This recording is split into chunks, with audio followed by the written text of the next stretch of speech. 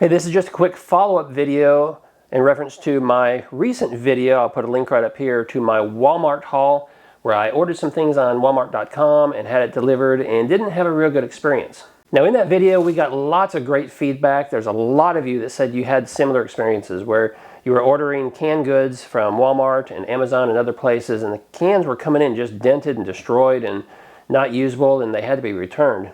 I got some great feedback from some of you, and so as with anything I do, I give people a second chance. And so I thought, you know what, there's still some things I wanted to grab, and I didn't have time to go out to my local store that's about 30 minutes away.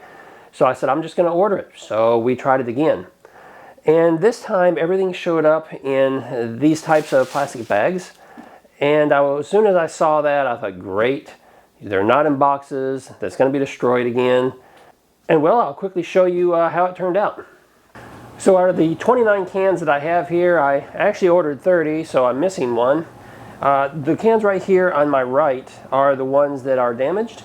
And of those, there's only a couple that I'm actually going to return to the store because they're damaged just a little bit too much. Some of them just have some really small dents, and it's not something that is a concern for me. So overall, you know, about the same ratio here for the amount of food that I bought versus how much is damaged.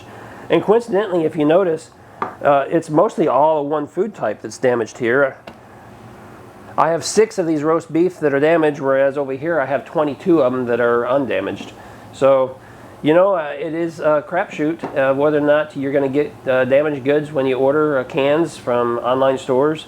It really, a lot of it I think is going to depend on who pulls it off the shelf and bags it up for you. Now, some people on my previous videos suggested that some of this was coming from stores that were closing down.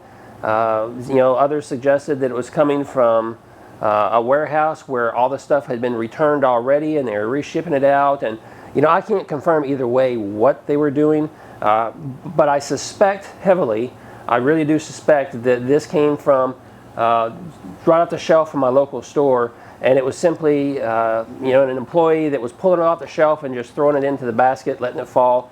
Some of these cans are kind of heavy, and if they hit just right on the edge or on the corner, these little aluminum cans, they're gonna get damaged.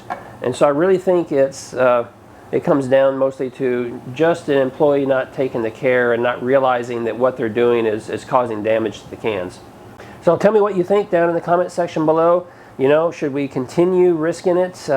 If we can get most of our goods in good shape and only have to return some items, is it worth continuing to do it?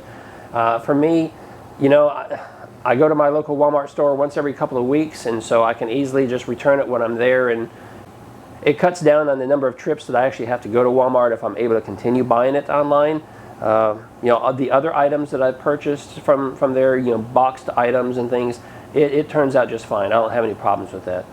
So, you know, in the end, I still think it's saving me some time and some money in gas, especially with gas prices the way they are today, by continuing to order online. And so I may continue to do that for a while just to see how it goes.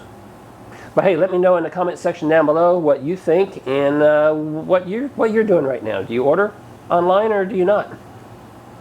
Hey, and as always, I'll throw up a couple other videos right here that you will probably enjoy if you enjoyed and got value out of this one. So if you click on those, I will see you over on the other side. Thanks for watching.